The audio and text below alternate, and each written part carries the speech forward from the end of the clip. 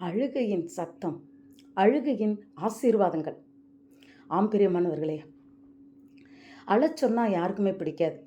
சிரிக்க சொன்னா எல்லாருக்கும் பிடிக்கும். ஸோ ஆசீர்வாதங்களை வேணும்னு விரும்புகிறவங்கலாம் அழச் சொன்னா என்ன இவங்க அழச் சொல்கிறாங்கன்னு வேண்டாம்பாங்க. ஆனால் வேதத்தில் நாம் அழுது ஆசீர்வாதங்களை பெற்றுக்கொண்ட அழுகையினால் கிடைத்த ஆசீர்வாதங்களை நாம் காணும்போது நிச்சயமாக நம் மனது மாறும் பிரியமானவர்களே. அழுகையின் பள்ளத்தாக்கின் ஊடருவி நடந்து நம் சந்தோஷமான ஒரு வாழ்க்கையை நாம் வாழலாம். எப்படி தெரியுமா? தாவீது பாருங்க, அழுகிறதற்கு பலன் இல்லாத அளவுக்கு அழுதானாம். ஏன்? அவனுடைய மனைவி, அவனுடைய தாய் தகப்பன், அவனுடைய ஜனங்கள், அவன் கூட வந்தவங்க எல்லாரையும் எதிரி இழுத்துட்டு போயிட்டான், கூட்டிகிட்டு போயிட்டான், சிறை வச்சுட்டான். இவன் சண்டை போட்டுட்டு திரும்பி வரான், இவங்க வச்சுட்டு போன யாருமே இல்லை, எல்லாரையும் கூட்டிகிட்டு போயிட்டான். அப்போ அவனுக்கு என்ன செய்யறதுன்னு தெரியாமல் தேவனிடத்தில் அழுவதற்கு பலனின்றி அழுகிறானா. அப்படி அழும்போது அவனுக்கு கிடைத்த ஆசீர்வாதம் என்ன? எல்லாவற்றையும் திருப்பி கொண்டான் பிரியமானவர்களே. ஆண்டவர் எல்லாரையும் கூட்டிகிட்டு போன அத்தனை பேரையும் திருப்பி கொண்டு வந்து அவன் கரங்களில் கொடுத்தார். யோபு எப்படி என்ன செய்தான்? அவன் அழுது அழுது அழுது அவன் முகம் அழுக்கானதான். ஏன்னா ஏற்கனவே அவன் உடம்பெல்லாம் கொப்பளங்கள், அவனுக்கு உடம்புல சொரிஞ்சிக்கிட்டு இருக்கான், ஓட்டை வச்சு சாம்பலில் உட்காந்துக்கிட்டு இருக்கான். அப்போ அவன் முகம்லாம் சாம்பலாக இருக்கும். இப்போ அழுகும்போது என்ன ஆகும்? அந்த சாம்பலில் அவன் கண்ணீர் கரையும் போது அந்த முகத்தை இப்படி தொடச்சான்னா அந்த முகமே அழுக்காய் மாறும். பாருங்க, அவன் முகம் அழுது அழுது அழுக்கடைஞ்சி போச்சான். ஆனால் அதனுடைய பலன் ரெட்டிப்பு ஆசீர்வாதங்கள். ஹல்லேலூயா! என்னென்னலாம் இழந்தானோ எல்லாவற்றையும் ரெட்டிப்பு ஆசீர்வாதங்களை பெற்றுக்கொண்டான். பிரியமானவர்களே, ஆகார் என்ன பண்ணினான்? ஆபிரகாம் கொஞ்சோண்டு தண்ணியும் ஆகாரத்தையும் கொடுத்து அவளை அனுப்பிச்சிடுறான். பாவம், அவள் எவ்வளோ கஷ்டம் பாருங்க. கை குழந்தையை தூக்கிக்கிட்டு அவங்களையே நம்பி வந்தவ விரட்டப்பட்டாள். கை குழந்தையை தூக்கிட்டு எங்கே போனா? வனாந்தரத்தில் நடந்து போறா. தண்ணீர் காலி ஆயிற்று, ஆகாரம் காலி ஆயிற்று. பிள்ளை தண்ணீர் கதறி அழுகிறது. பிள்ளை செத்து போயிருமோன்னு பயப்படுறா. பிள்ளை அழுகிற குரலை கேட்காதபடி அந்த பிள்ளைய தூரத்தில் போட்டுட்டு ஒரு இடத்துல ஓடி போய் தேவனை நோக்கி கதறுகிறாள். அவள் அழுகையின் சத்தத்தை கேட்ட தேவன் அவள் பிள்ளைக்கு ஒரு டம்ளர் தண்ணீரோ ஒரு குடம் தண்ணீரோ கொடுக்கல பிரியமானவர்களே. எப்படி ஒரு நீரூற்றையே அவளுக்காக உண்டு பண்ணினார். ஹல்லேலூயா! அழுத அவ கண்ணில் வந்த அந்த சில துளி கண்ணீர், அழுத கண்ணீர் ஆசீர்வாதத்தின் நீரூற்றாய் மாறியது. ஹல்லேலூயா! இல்லைன்னா அன்னைக்கு அந்த பிள்ளை செத்து போயிருக்கும், இன்னைக்கு அந்த வம்சமே இல்லாமல் போயிருக்கும். ஒரு தாயின் கண்ணீர் அந்த வம்சத்தையே அழகாய் மாற்றியது. ஆம், ஆசீர்வாதத்தை பெற்றுக்கொண்டான். ஒரு குழந்தை பிரியமானவர்களே, அழுகிற வரைக்கும் தான் தாய் என்ன பண்ணுவா தெரியுமா? வேலை பார்த்துக்கிட்டே இருப்பாள்.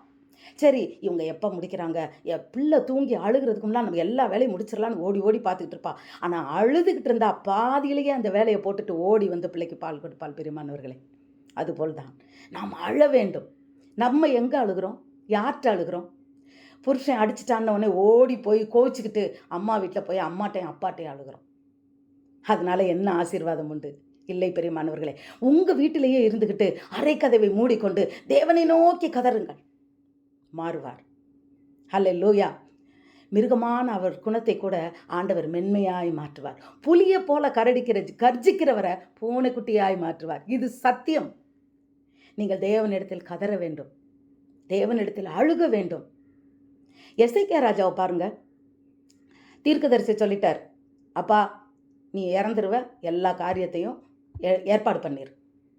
அதை கேட்டவர் சுவர் பக்கமாய் திரும்பி கொண்டு அழுகிறார், கண்ணீர் வடிக்கிறார். அந்த கண்ணீரை கண்ட தேவன் என்ன சொல்றாரு? உனக்கு நான் ஆயுசு நாட்களில் 15 வருஷத்துக்கு கூட்டி கொடுத்துட்டேன். ஹல்லேலூயா! மரணத்தின் வாசல்ல இருந்த ஒரு மகனை அவர் அழுததுனால தேவன் 15 ஆண்டுகளை கூட்டி கொடுத்தார்.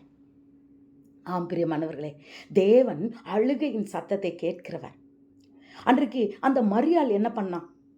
தேவனிடத்துல போய் அவர் பாதங்களை தன் கண்ணீரினால் கழுவினாள் என்று வேதத்தில் பார்க்கிறோம். அவன் நிறைய பாவம் பண்ணியிருக்கா.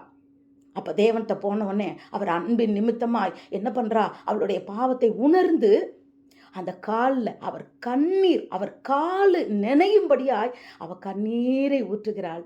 அவர் பரிசுத்தமாகிறார். அவர் பெயர் எழுதப்படுகிறது. ஹல்லேலூயா. ஆம் பிரியமானவர்களே, நிச்சயமாகவே அழுகைக்கு ஆசீர்வாதங்கள் உண்டு. நாம் அழுதால், ஆனால் எங்கே அழுகிறோன்றதான் முக்கியம். ஆலயத்தில் அழணும். அண்ணாளுக்கு குழந்தை இல்லை, போய் டாக்டர்கிட்டையும் மற்றவங்ககிட்டையும் போய் அவள் அழலை. பார்த்தவங்களெல்லாம் பார்த்து அழலை. எல்லாரையும் பார்த்து எனக்காக ப்ரேயர் பண்ணிக்கங்க, எனக்கு குழந்தை இல்லையே, ஐயோ என்னை திட்டுறாங்களேன்னு சொல்லி போய் அழலை. ஆலயத்துக்கு போனான், அழுதா, பொருத்தனை பண்ணினா. கர்த்தர் அழுகையின் சத்தத்தை மாற்றினார். ஹல்லேலூயா. அந்த பிள்ளை பாருங்க, ஒரு தீர்க்கதரிசியாய் கொண்டு வந்தார். ஹல்லேலூயா. இப்படித்தான் பிரியமானவர்களே, நம் வாழ்க்கையில் நாம் தேவனிடத்தில் அழும்போது அந்த ஆசீர்வாதங்கள் அற்புதமான ஆசீர்வாதங்களாய், நம் சந்ததியின் ஆசீர்வாதங்களாய், தலைமுறையோடும் நமக்கு வருகின்ற ஆசீர்வாதங்களாய் அது மாறுகிறது. நாம் மனிதர்கள் இடத்துல அழுவதை விட்டு விடுவோமா? புருஷன்ட்டு அழுகிறத விட்டுருவோமா? எனக்கு இது கிடைக்கலேன்னு அழுகாதீங்க. என் மக காலேஜில் வேலை பார்க்கும்போது எனக்கு, அப்பா என் ஸ்டூடெண்ட்ஸ் எல்லாம் செல்லு வச்சுருக்காங்கம்மா, எனக்கு ஃபோன் இல்லைம்மா, எனக்கு ரொம்ப கஷ்டமாக இருக்குண்ணா. நான் உடனே சொன்னேன், இந்த அப்பாட்ட ஏண்டி கேட்குற, அந்த அப்பாட்ட அழு.